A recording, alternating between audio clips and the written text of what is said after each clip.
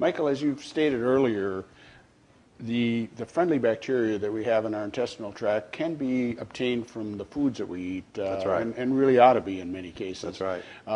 But if that, we see that there are a lot of probiotics on the market today. If you can get them from foods, why is there a reason? Why would you even take a probiotic? What is the reason for that? Well, that's a great question. You know, the problem today is that we don't eat many of these foods that traditionally our ancestors ate. You know, in hundreds or even thousands of years ago, the way to preserve food was to ferment it. And not only did that preserve the food so it wouldn't spoil, but it also gave us those beneficial bacteria. Nowadays, most people don't like plain yogurt.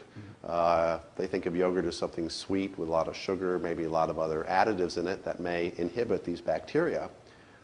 We don't eat things like sauerkraut, these traditional foods that most people think of are kind of old-fashioned and not very popular. We eat a lot of food that's highly refined.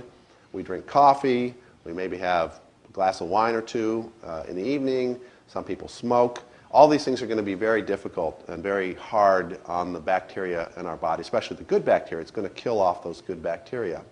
So for many people, a probiotic supplement is indicated. If they're having digestive problems, if they're having problems digesting their food, constipation, gas, bloating, just a feeling of unwell, a feeling of just not being very well all the time. Probiotics could be something that they should look into.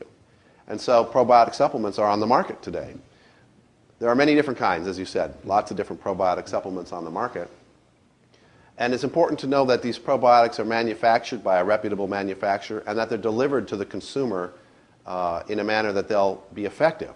And the main problem with delivering probiotics to the consumer is that they're a product that's alive. Those bacteria are actually alive. They're freeze-dried in most cases, unless they're in a liquid form or in a yogurt or something like that. But most of the probiotic supplements we see on the market are freeze-dried. But they will die eventually if left to get too warm or too moist. And so getting a probiotic supplement from a reputable manufacturer means it was manufactured, it has the proper number of live bacteria in it, and it's going to be delivered to the consumer in a timely manner so that it wasn't allowed to get hot or get old, and those bacteria will still be alive. In fact, we recommend that people, when they get them, keep them in their refrigerator when they get them home. Now, is there another challenge beyond just what you've been talking about there, is the stability of the product in the bottle before the consumer gets it? Are there other challenges to actually getting the probiotic to where you want it in the lower GI tract? Well, the other challenge is to make sure you get a probiotic that is in fact an effective probiotic to begin with.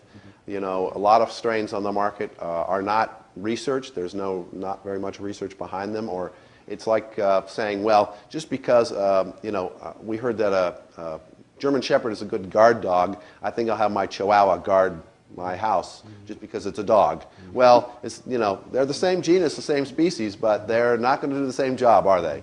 So you need to find a probiotic from a reputable manufacturer that has research behind the product to show that it in fact does what it says it will do. How about transiting the entire GI system, the stomach and so on? Is there a problem or challenge there? There is a challenge there. That's another really good question, because what happens is we have all this acid in our stomach. The stomach is designed to not only break down the food, but also to destroy bacteria that could be potentially harmful to us. So one of the reasons it's highly acidic is that it's going to kill off a lot of bacteria, including the good bacteria that come in. These lactic acid bacteria are actually somewhat fond of an acid environment. So if they're a good, strong strain of probiotics, like, for instance, L-acidophilus DDS1, they will survive that stomach acid. But they still have to be put in the stomach in large enough quantities. So sometimes you see a product on the market that has, it says something like millions of live bacteria. Well, millions in the bacterial world is a very low number. We have to have billions of bacteria in order to get through the stomach and into the GI tract. They're found in a number of places in the GI tract, but primarily the lower intestine or the large intestine or the colon is where we find most of the bacteria. So they've got a long ways to go to get there, and they have to survive that journey. So they have to be put in the body in large enough numbers, and they have to be a hardy enough strain to survive that journey. Thank you, Michael.